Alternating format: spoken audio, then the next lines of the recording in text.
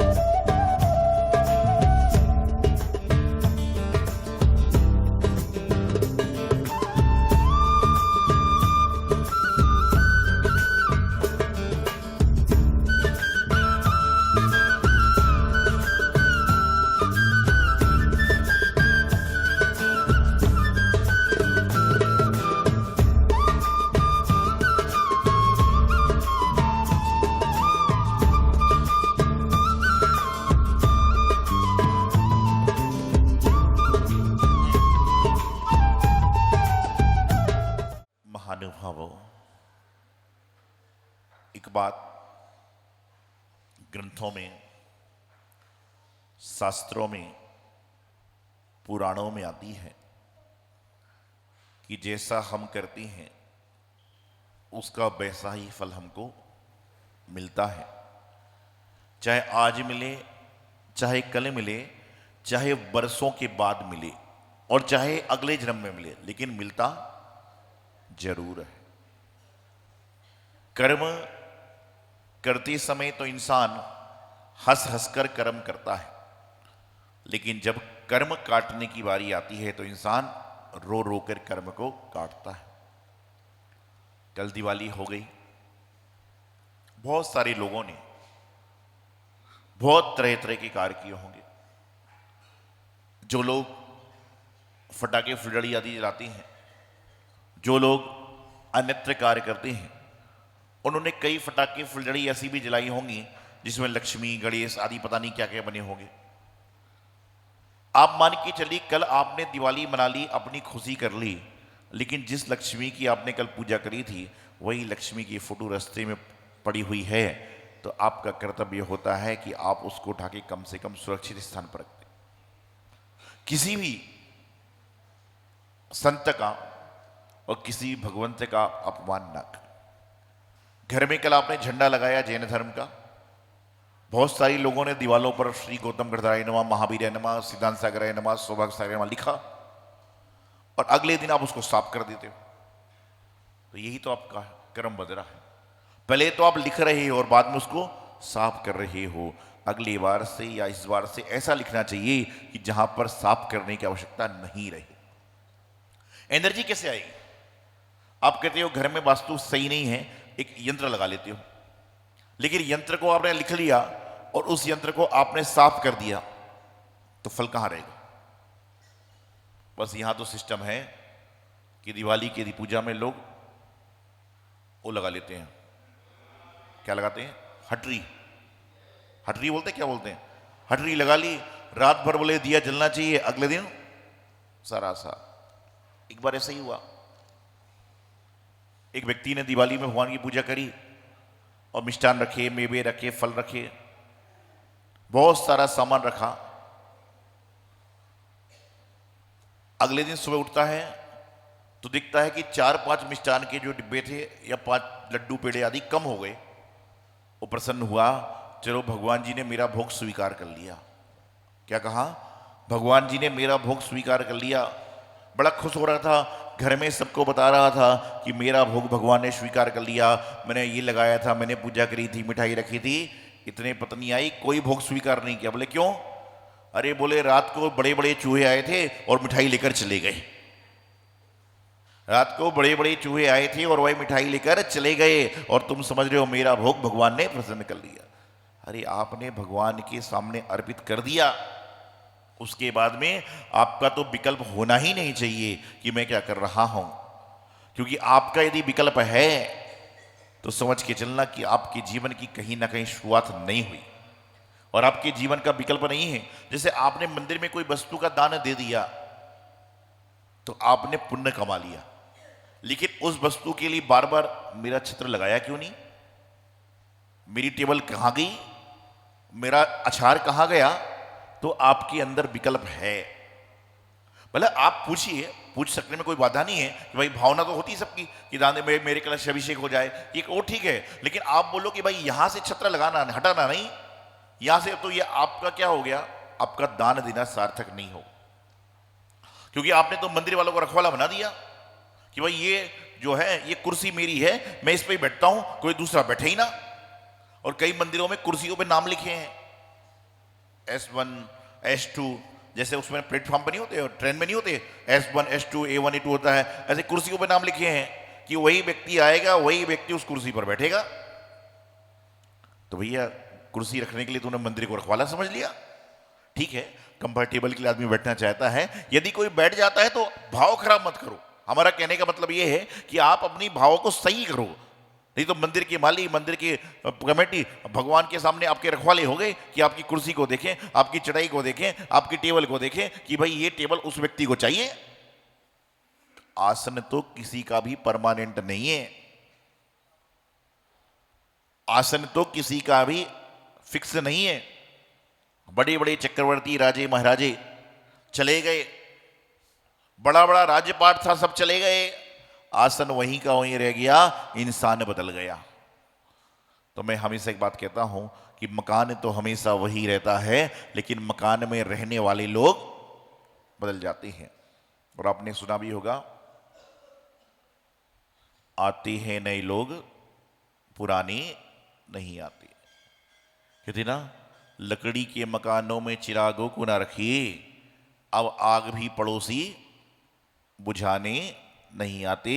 आते हैं नए लोग, पुराने नहीं आते। कहते कि लकड़ी के मकान में चिराग को मत रखो, क्योंकि आग लग जाएगी तो पड़ोसी झांकने भी नहीं आएगा। आज के जमाने में ऐसे ही चल रहा है। और दिल्ली एनसीआर में तो खासकर है कि ऊपर नीचे वाले को पता नहीं होता कि ऊपर नीचे कौन रह रहा है। मंदिर में मिलते हैं, अच्छा आप 17 में रहते हो? बोले हाँ। अरे मैं भी तो 17B में रहता हूं, मतलब दीवार का अंतर है, लेकिन कभी मिले ही नहीं। मंदिर में महाराज के सामने परिचय हो गया, क्योंकि आदमी इतना व्यस्त है सुबह से शाम तक कि उसके पास में सुस्ताने को भी टाइम नहीं है। पड़ोस वाले से क्या मिलेगा? सुबह से शाम कब होती है पता चलता ही नहीं है।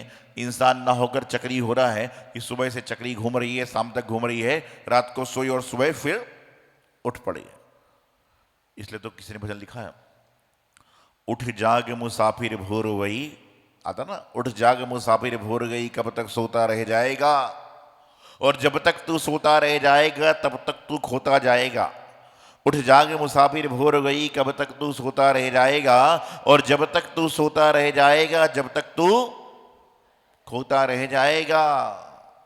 मुसाफिर उठ गया खाने लगा, मुसाफिर उठ गया खाने लगा, तो फिर कहा कि मुसाफिर जब तक तू खाता रहेगा तब तक तेरा बनता काम बिगड़ता जाएगा। मुसाफिर खाना छोड़कर भोजन करने के बाद ऑफिस में भागा, मुसाफिर भोजन करने के बाद, भोजन छोड़ने के बाद में ऑफिस में भागा, ऑफिस में जाकर लग गया काम में अपने। तो फिर प्रभु आए, उठ जाग मुसाफिर भोर हो गई, कब तक तू सोता रह जाएगा, कब तक खाता रह जाएगा। बोले खाना तो छोड़ के आ गया, कब तक धंधे में लगा रहेगा? बोले धंधा करना जरूरी है। बोले बंदे बंदे तू धंधा भी कर, लेकिन पहले भगवान का आशीर्वाद लेकर धंधा कर, तेरे जीवन का कल्याण हो जाएगा। दुकान जो व्यापारी हैं, फैक्ट्री वाले हैं, दुकान की शटर खोलते हैं, सबसे पहले क्या करते हो? जो मंदिर होता है दीप बत्ती धूप बत्ती दिखाते कि नहीं? चरण मतलब जो जमीन को स्पर्श करते कि नहीं, गले को स्पर्श करते कि नहीं करते? करते हो ना। तो यही तो भगवान की भक्ति है। आप प्रत्यक्ष में नहीं कर रहे, परोक्ष में कर रहे हो, परोक्ष में नहीं प्रत्यक्ष में कर रहे हो, लेकिन जो वहां पर अगरबत्ती लगाते हो, वहां पर दीपक लगाते हो, उसके पहले साक्षात 3 लोक के नाथ यहाँ विराजमान हैं, इनके सामने दीपक लगाकर जाओ ना, तो आपके जीवन का कल्याण हो जाएगा। मंदिर में भगवान महाराज जी विराजमान हैं, उनके सामने हाथ जोड़ने का टाइम नहीं है, और उन्हीं महाराज की फोटो घर में लगी है बड़ी वाली, तो उसमें नमस्तु नमस्तु कर रहे हो। अरे फोटो पे नमस्तु करने की बात तो कब है, जब तो सामने नहीं कर पा रहे हो। लेकिन सामने है तो सामने से निकल जा रहे हो, नमस्तु नहीं कर पा रहे हो, और घर जाकर नमस्तु महाराज नमस्तु महाराज। अरे क्या है, जब आपके सामने साक्षात विराजमान हैं तो उनके दर्शन करने का प्रयास। तो जीवन में मैं कह रहा था, कर्म ऐसे होते हैं जो आते हैं तो हमें बड़े दुख देकर जाते हैं, लेकिन इंसान कर्म हंस हंस कर बांधता है और काटता रो रो कर है। कैसे बांधता है? जैसे आप मंदिर में पूजन करते हो, छोटे से छोटे कर्म बताता हूं कैसे बनते हैं। अब कई लोग क्या करेंगे, महाराज जी प्रवचन दे रहे हैं, अब प्रवचन सुनना भी है, तो आदमी खाली बैठ नहीं सकता। जो कहते हैं खाली दिमाग, खाली दिमाग किसका घर होता है? खाली दिमाग शैतान का घर है। लेकिन आजकल कहते हैं खाली दिमाग व्हाट्सएप की उपज। पहले था कि खाली दिमाग शैतान का घर, और आजकल लोग कहते हैं खाली दिमाग व्हाट्सएप की उपज, की खाली हुआ वो चालू कर देगा, कुछ नहीं तो ऐसा होता ना कि खाली बैठे, क्या नेटवर्क नहीं आ रहा तो भी लगाया। तो अब क्या खाली बैठे क्या करें? वो क्या करेंगे, चावल ले लेंगे, वो चावल को ऐसा ऐसा करता रहेगा आदमी। कई आदमी जिनवाणी को ले लेंगे, जिनवाणी के पन्ने को लेंगे, उसी को मोड़ते रहेंगे। और कई आदमी कुछ नहीं तो चटाई है सामने, तो चटाई का धागा ही खींच रहा है। क्यों? बोले खाली बैठे क्या करें। अरे खाली मत बैठो ना, महाराज जी बोल रहे हैं, उनको ध्यान से सुनो और ये सोचो कि वो दुनिया के लिए नहीं बोल रहे हैं, वो मेरे लिए बोल रहे हैं। ऐसे मंदिर में कर्म हो जाते हैं, भगवान जी का अभिषेक चल रहा है, पीछे से बंदा आया, टनाटन घंटी बजाया जा रहा है, प्रवचन चल रहा है, घंटी बजाया जा रहा है। अरे भाई यहाँ इतने सारे लोग कीप साइलेंट बैठे हुए हैं, उनके मुंह से अर्घ की आवाज नहीं आ रही और तू घंटी बजा रहा है। कुछ प्रवचन तो देखो, लोग शांत क्यों बैठे? ये तो मंदिर में इतने सारे लोग शांत बैठ रहे हैं, मतलब बहुत बड़ी बात हो रही होगी, या तो अभिषेक देख रहे हैं, या गुरु को सुन रहे हैं, या तो कायुत्सर कर रहे हैं, कहीं ना कहीं शांत होगा। और कई लोग क्या करेंगे, अभिषेक चल रहा है और सीधा भगवान जी के सामने जाके खड़े हो जाएंगे, पीछे बल्ला बोल रहा है हट जाओ, और कई पीछे वाले वो हटते नहीं है, उसके सामने और जाके खड़े हो जाएंगे। तो पहले एक खड़ा था, अब दो खड़े हो गए। ध्यान रखिए, श्री जी का अभिषेक आप देखना चाहते हैं, लेकिन आपके साथी वर्ग भी देखना चाहते हैं, तो आपको खड़े होकर अभिषेक देखना भी है, तो ऐसी जगह साइड में खड़े रहें जहां पीछे दीवार हो या सामने किसी को बाधा ना हो। चाहे वह आप अभिषेक करते समय की बात हो, चाहे पूजन करते समय की बात। ये भी कहीं ना कहीं कर्म का बंध है, दर्शनावर्णी कर्म का बंध होता है। इन सब चीजों करने से हमारे दर्शनावर्णी कर्म का बंध हो सकता है कि हम किसी के दर्शन में अंतराय डाल रहे हैं। आपके सामने आप स्टूल लगा के बैठ गए, कुर्सी लगा के बैठ गए, पीछे आदमी जमीन पर बैठा हुआ है, तो पीछे वाले को भी चाहिए कि वह आगे बैठे, पहली बात। और दूसरा, जो पीछे आगे बैठ रहे हैं, तो आप बैठते समय पीछे नजर मान लो कि कोई जमीन पर तो नहीं बैठा है, बस। इस कार्यक्रम के प्रसारण सहयोगी थे श्री दिगंबर जैन बड़ा मंदिर, B73B, सेक्टर 27, नोएडा, उत्तर प्रदेश। संरक्षक श्री महावीर जैन, संरक्षक डॉक्टर SP जैन, संरक्षक श्री राकेश जैन, अध्यक्ष श्री पवन कुमार जैन, उपाध्यक्ष श्री निर्मल कुमार जैन, सचिव श्री अजय जैन, कोषाध्यक्ष श्री सुभाष चंद्र जैन, महासचिव श्री चंद्र प्रकाश जैन, प्रबंधक श्री सुबोध कुमार जैन, सदस्य श्री संदीप जैन, सदस्य श्री प्रमोद जैन, सदस्य श्री दिनेश जैन, सदस्य श्री राजीव जैन, सदस्य श्री MP जैन।